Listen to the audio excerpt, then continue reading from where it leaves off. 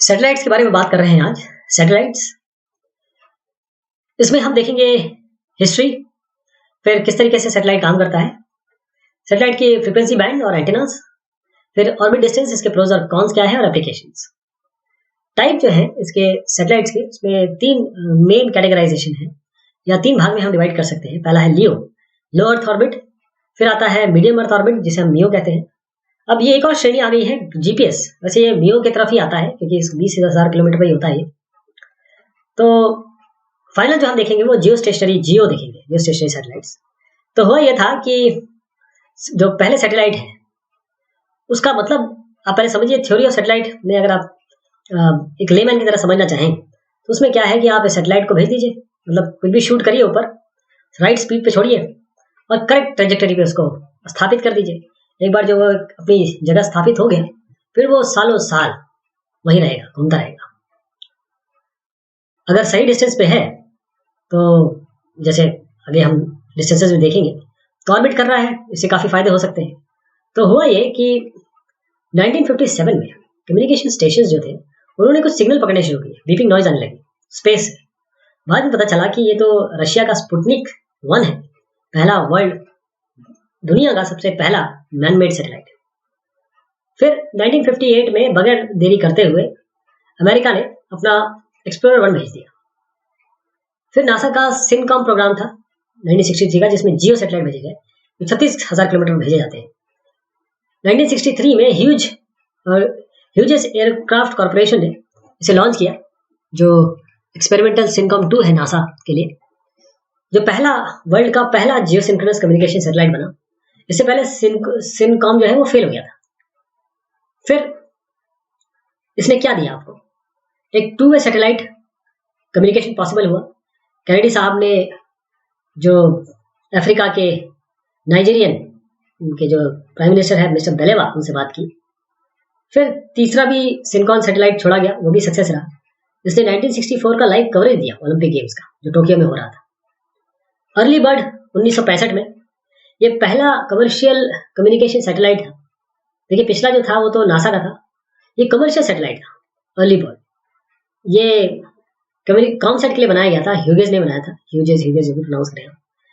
तो ये अप्रैल 6 1965 में लॉन्च किया गया और 36,000 किलोमीटर पे गया ये, यानी कि आप पूरा कवरेज आपको मिला यूरोप से लेकर नॉर्थ अमेरिका तक। इसमें बैटरी नहीं थी, ये तभी काम करता था, दिन में काम करता था, जब भी सन आता था ना, सोलर पैनल, तभी काम करना शुरू करते थे। फिर जो बाद में सैटेलाइट आए, ये इंटेलसिक 3 सैटेलाइट्स। तो 1961 में इसने काफी चेंज किया ग्लोबल टीवी स्पीच कम्युनिकेशन में, जो बहुत जगह तक जैसे अटलांटिक, पैसिफिक, इंडियन ओशंस तक फैला। फिर मल्टी बीम एंटीनास का इंट्रोडक्शन जब हुआ 1980 में, और भी एफिशिएंसी बढ़ी। अब क्या है कि जो एरिया है, the satellite power could now be concentrated, मतलब सैटेलाइट का पावर आप कॉन्सेंट्रेट कर सकते थे कि मान लीजिए आपको किसी एक रीजन में चाहिए, वहां कॉन्सेंट्रेट कर सकते थे। तो कवरेज एरिया, जो स्मॉल अपर्चर कवरेज एरिया है, वो पॉसिबिलिटी बढ़ी। और जो ग्राउंड स्टेशन है उनके भी कॉस्ट कम हुए। जो कैपेसिटी है, यानी कि जो साइमल्टेनियस एक साथ टेलीविजन और स्पीच चैनल जो कैरी करता है, वो भी काफी बढ़ गया, capacity of the channel has increased. तो सैटेलाइट काम कैसे करता है, देखिए ये सैटेलाइट है, मैं सैटेलाइट के इंटरनल आपको नहीं बता रहा हूँ। सैटेलाइट का काम करने का तरीका, क्योंकि यहाँ पर 3 अलग अलग सेगमेंट होते हैं, जैसे स्पेस सेगमेंट है, ये ग्राउंड सेगमेंट है। तो सैटेलाइट क्या करता है, पहले मैं आपको ये बताऊं कि अर्थ स्टेशन, यहाँ पर मान लीजिए स्टेशन है, ये मैसेज भेजेगा गीगाहर्ट्ज रेंज में, इसे हम अपलिंक कहते हैं। अब मान लीजिए ये आपका डाउनलिंक है, ये सैटेलाइट से इंफॉर्मेशन लेगा, यानी कि मैसेज इसको मिलेगा। तो satellite receives and transmit the signal back. तो भेजना, सैटेलाइट की तरफ भेजना इसे अपलिंक कहते हैं, सैटेलाइट द्वारा वापस भेजना इसे हम डाउनलिंक कहते हैं। अर्थ स्टेशन जो है वो मैसेज तभी प्राप्त कर पाएगा जब उसके स्ट्रेंथ एरिया में होगा सैटेलाइट के, जिसे हम फुटप्रिंट कहते हैं। अब इस एरिया में देखिए, इस सैटेलाइट का फुटप्रिंट ये है। तो ये तीनों जो सैटेलाइट्स हैं, सॉरी जो ग्राउंड सेगमेंट है, सैटेलाइट के डेटा को, मैसेज को रिसीव कर सकते हैं और उस पर भेज भी सकते हैं। अब अगर हम सैटेलाइट की फ्रीक्वेंसी बैंड और एंटीनास के बारे में बात करें, जो डिश, तो जो साइज है डिश का वो रिलेट करता है फ्रीक्वेंसी से बहुत हद तक, क्योंकि C is equal to nu lambda होता है। इसका मतलब लैम्डा और म्यू, यानी कि फ्रीक्वेंसी और वेवलेंथ, ये तो आपस में फ्रीक्वेंसी अगर किसी तरीके से आप बोले तो ये इन्वर्सली प्रोपोर्शनल है लैम्डा से। तो जैसे ही वेवलेंथ बढ़ेगा, जैसे वेवलेंथ बढ़ेगी लेकिन फ्रीक्वेंसी घटेगी, जैसे वेवलेंथ बढ़ेगी तो आपको ज़्यादा बड़ा आपको ये चाहिए होगा। वेवलेंथ ज़्यादा है तो तश्तरी ज़्यादा बढ़ेगी, वेवलेंथ कम होगी तो फिर क्योंकि हमारे पास तो रेंजेस भी वही है ना, उस रेंज का भी तो देखना है, ख्याल रखना भी। मैं आपको रेंजेस बता, तो ये सी बैंड, क्यू बैंड, का बैंड इसमें कम्युनिकेशन होता है। तो 3 बैंड हम इसमें यूज करते हैं सैटेलाइट कम्युनिकेशन में। एक सी बैंड है जो 4 से 8 गीगाहर्ट्ज तक है, सॉरी ये गीगाहर्ट्ज है।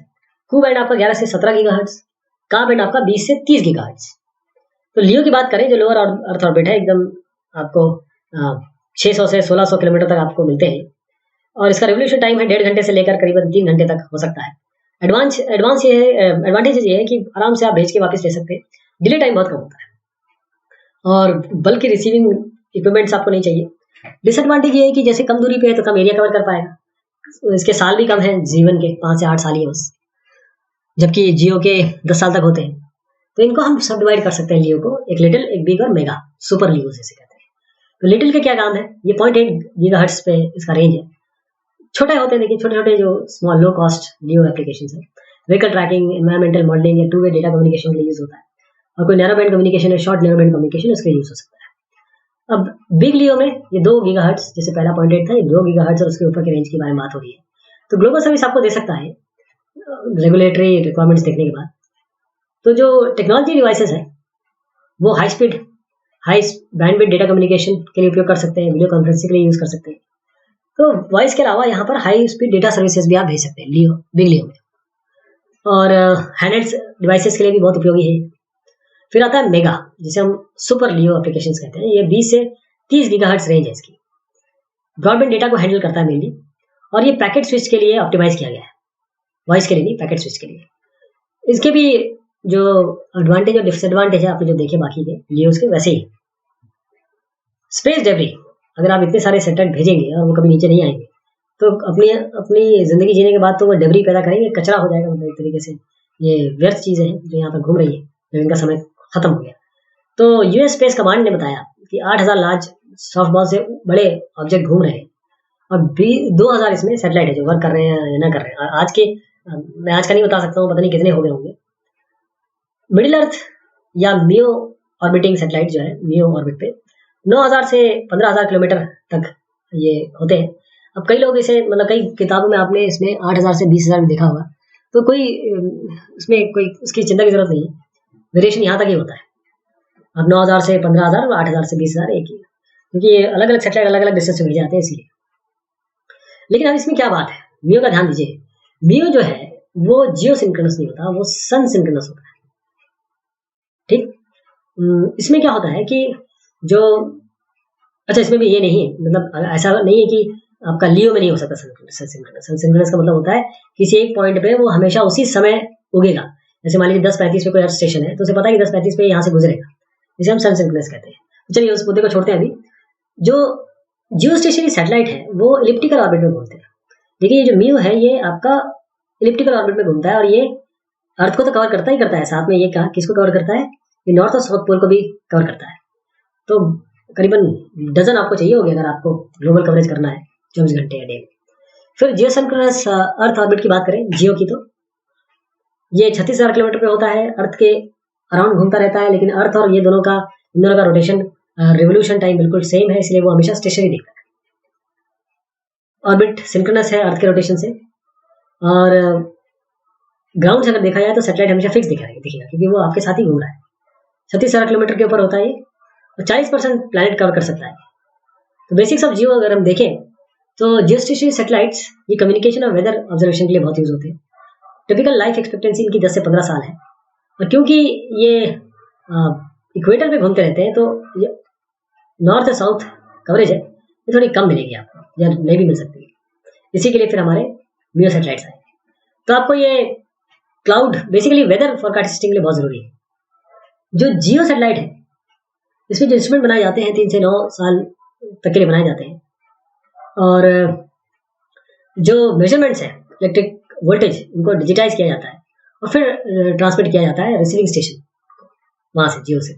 तो इसमें आपको स्मॉल टेलीस्कोप या एंटीना मिल जाएगा, एक स्कैनिंग मैकेनिज्म मिल जाएगा, और भी डिटेक्टर्स मिलेंगे जो विजिबल, इंफ्रारेड और माइक्रोवेव रेडिएशंस को कैच कर सके, उस पर इमेजिंग कर सके या और इन्फॉर्मेशन दे सके।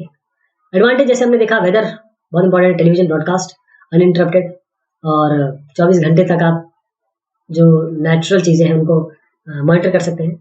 डिसएडवांटेज इसका ये है कि इतना दूर है तो जाने आने में तो टाइम लगेगा कम्युनिकेशन का, तो डिले इसमें बहुत ज़बरदस्त होता है।